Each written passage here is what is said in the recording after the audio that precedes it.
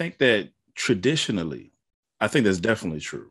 I'm saying, like, when you think about from, I hate to even put it this way. I mean, I recognize that all of our history isn't summed up in the cotton fields, but from the cotton fields to today, it has been the case that with respect to even like mental health resources and just outlets. I mean, women have been very limited in terms of their access to resources that to help them navigate the emotional trauma that they've experienced and things of that nature. I mean, and the various different oppressions that they've experienced. So, in a sense, like just their position in society has put them in a situation where they've had to rely on God.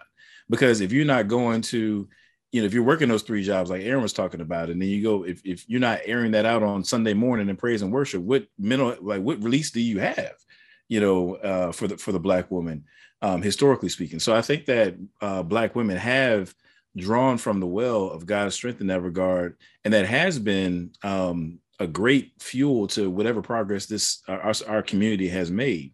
My fear is a fear of diminishing returns. And what I mean by that is, I think that when you are not being nurtured as a woman, I'm saying, like, we always talk about, the single parent home affecting the males, but when you don't have a man in the home to share the load of the household, then that mom has to then take on all these various different roles and things of that nature, to the point where she doesn't have within her what she needs to invest into her daughter, to nurture her daughter like she ought to, right?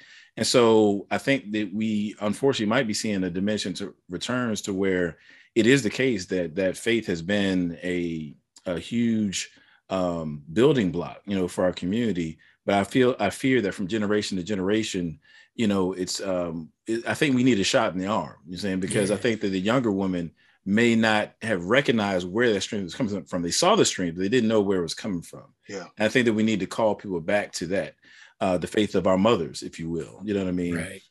In our community.